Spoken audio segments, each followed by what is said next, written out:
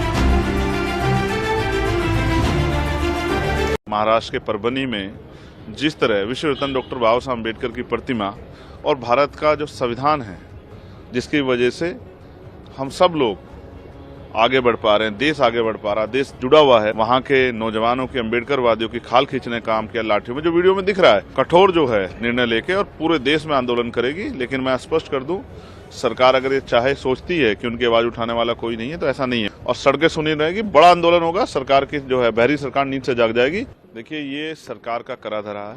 महाराष्ट्र के परभणी में जिस तरह विश्व रत्न डॉक्टर बाबा साहब अम्बेडकर की प्रतिमा और भारत का जो संविधान है, जिसकी वजह से हम सब लोग आगे बढ़ पा रहे हैं, देश आगे बढ़ पा रहा, देश जुड़ा हुआ है, उस संविधान को जिस तरह से अपमानित करने का काम किया और सरकार ने जिस तरह की लापरवाही बरती, उससे जो है आक्रोश पैदा हुआ है। मैं सरकार को स्पष्ट शब्दों में कहना चाहता हूँ, जिस तरह से सरकार के इशारे पे पुलिस ने वहाँ के नौजवानों की, अम्बेडकरवादियों की खाल खींचने का काम किया लाठियों में, जो वीडियो में दिख रहा है, जिस तरह से हिंसा करने का काम पुलिस ने किया है, जिस तरह पुलिस के लोगों ने जो है जुल्म किया है वहाँ के नौजवानों पे, वहाँ के अम्बेडकरवादियों पे, ये हम स्वीकार नहीं करेंगे। अगर सरकार ने समय रहते सही कार्रवाई नहीं की और जो निर्दोष लोग गिरफ्तार किए गए हैं, मैं स्पष्ट तौर पर कहना चाहता हूं, तो भीम आर्मी आज़ाद समाज पार्टी इसके खिलाफ कठोर जो है निर्णय लेके और पूरे देश में आंदोलन करेगी। लेकिन मैं स्पष्ट कर दूं, सरकार अगर ये चाहे, सोचती है कि उनकी आवाज़ उठाने वाला कोई नहीं है, तो ऐसा नहीं है। मैं आज पार्लियामेंट में 0 आवर में उस विषय को उठाता, लेकिन क्योंकि 0 आवर नहीं चल पाया, इस वजह से वो विषय नहीं उठ पाया। लेकिन मैं स्पष्ट कर दूं कि मैं चेतावनी के तौर पर सरकार कह रहा हूँ कि सरकार समझ जाए, खबरदार हो जाए। अगर हमारे लोगों पर जुल्म करेगी तो हम बर्दाश्त नहीं करेंगे। सड़क से संसद तक आवाज उठेगी और सड़कें सुनी रहेगी, बड़ा आंदोलन होगा। सरकार की जो है बहरी सरकार नींद से जाग जाएगी। इस बात की मैं चेतावनी महाराष्ट्र सरकार को देता हूं। और जिस तरह संविधान के अपमान पर सरकार चुप है, ये भी इस बात का पुख्ता सबूत है कि ये सब सरकार की देखरेख में हुआ है और सरकार चाहती है कि अम्बेडकरवादियों को कुचला जाए।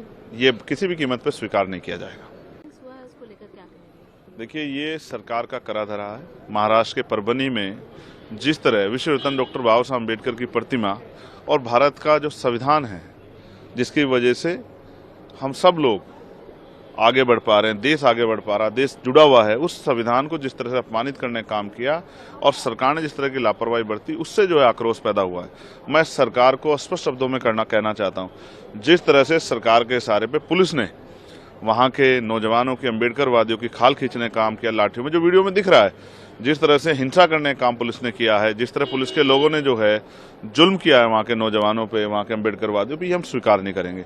अगर सरकार ने समय रहते सही कार्रवाई नहीं की और जो निर्दोष लोग गिरफ्तार किए गए हैं, मैं स्पष्ट तौर पर कहना चाहता हूँ, तो भीम आर्मी आज़ाद समाज पार्टी इसके खिलाफ कठोर जो है निर्णय लेके और पूरे देश में आंदोलन करेगी। लेकिन मैं स्पष्ट कर दूं, सरकार अगर ये चाहे, सोचती है कि उनकी आवाज़ उठाने वाला कोई नहीं है, तो ऐसा नहीं है। मैं आज पार्लियामेंट में 0 आवर में उस विषय को उठाता, लेकिन क्योंकि 0 आवर नहीं चल पाया, इस वजह से वो विषय नहीं उठ पाया। लेकिन मैं स्पष्ट कर दूं कि मैं चेतावनी के तौर पर सरकार कह रहा हूँ कि सरकार समझ जाए, खबरदार हो जाए। अगर हमारे लोगों पर जुल्म करेगी तो हम बर्दाश्त नहीं करेंगे। सड़क से संसद तक आवाज उठेगी और सड़कें सुनी रहेगी, बड़ा आंदोलन होगा। सरकार की जो है बहरी सरकार नींद से जाग जाएगी।